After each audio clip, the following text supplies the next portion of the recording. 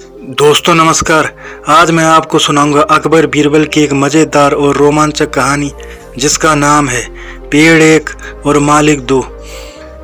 एक बार की बात है, रोज की ही तरह बादशाह अकबर दरबार में बैठकर अपनी प्रजा की समस्याएं सुन रहे थे। सभी लोग अपनी अपनी समस्याएं लेकर बादशाह के सामने हाजिर हो रहे थे और तभी राघव व केशव नाम के दो पड़ोसी अपनी समस्या लेकर दरबार में आए। इन दोनों की समस्या की जड़ था इन दोनों घर के बीच मौजूद फलों से लबालब भरा आम का पेड़। मामला आम के पेड़ के मालिकाना हक को लेकर था। राघव कह रहा था कि पेड़ उसका है और केशव झूठ बोल रहा है। वही केशव का कहना था कि वह पेड़ का असली मालिक है और राघव झूठा है। पेड़ एक और मालिक दो का मामला बहुत उलझा हुआ था और दोनों में से कोई भी हार मानने को तैयार नहीं था।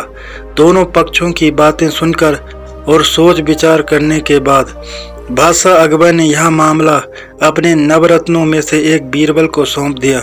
मामले को सुलझाने और सच्चाई का पता लगाने के लिए बीरबल ने एक नाटक रचा।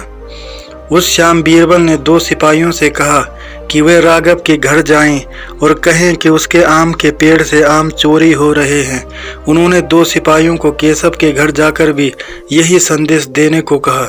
साथ ही बीरबल ने कहा कि यह संदेश देने के बाद वो उनके घर के पीछे छिपकर देखें कि राघव और केशव क्या करते हैं। बीरबल ने यह भी कहा कि राघव और केशव को पता नहीं लगना चाहिए कि तुम उनके घर आम की चोरी की सूचना लेकर जा रहे हो।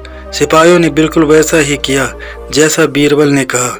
दो सिपाही केशव के घर गए और दो राघव के घर। जब वो वहां पहुंचे तो उन्हें पता चला कि राघव और केशव दोनों ही घर में नहीं थे। तो सिपाहियों ने उनकी पत्नियों को यह संदेश दे दिया। जब केशव घर पहुंचा तो उसकी पत्नी ने उसे आम की चोरी की सूचना दी। यह सुनकर केशव ने कहा, अरे भाग्यवान, खाना तो खिला दो, आम के चक्कर में अब क्या भूखा बैठा रहूं, और कौन सा वह पेड़ मेरा अपना है। चोरी हो रही है तो होने दो, सुबह देखेंगे। यह कहकर वह आराम से बैठकर खाना खाने लगा। वहीं जब राघव घर आया और उसकी पत्नी ने यह बात उसे बताई तो वह उल्टे पैर पेड़ की तरह दौड़ पड़ा।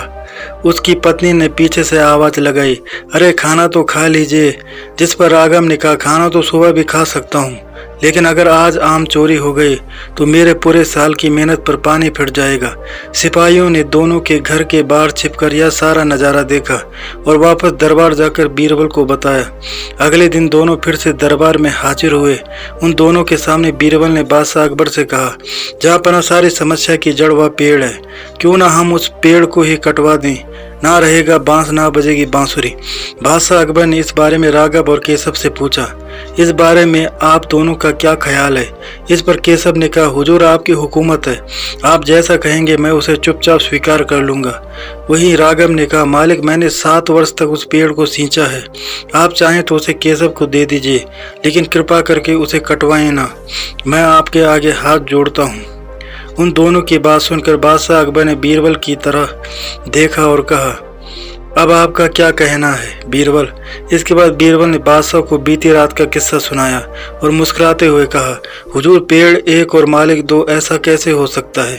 कल रात हुई घटना और आज हुई इस बात के बाद यह साबित हो चुका है कि राघव भी पेड़ का असली मालिक है और केशव झूठ बोल रहा है। यह सुनकर बादशाह ने बीरबल को शाबाशी दी। उन्होंने अपने हक के खातिर लड़ने के लिए राघव को बधाई दी और चोरी करने व झूठ बोलने के लिए केशव को जेल में बंद करने का आदेश दिया। कहानी से सीख, एक पेड़ और दो मालिक। कहानी से हमें यह सीख मिलती है कि परिश्रम किए बिना छल से किसी और की चीज चुराने का अंजाम बुरा होता है। तो दोस्तों, ये थे आज की कहानी। उम्मीद करता हूँ आपको कहानी पसंद आई होगी। अगर आपको कहानी पसंद आए तो चैनल को सब्सक्राइब करें और बेल आइकन को प्रेस करके ऑल पर क्लिक करें। धन्यवाद।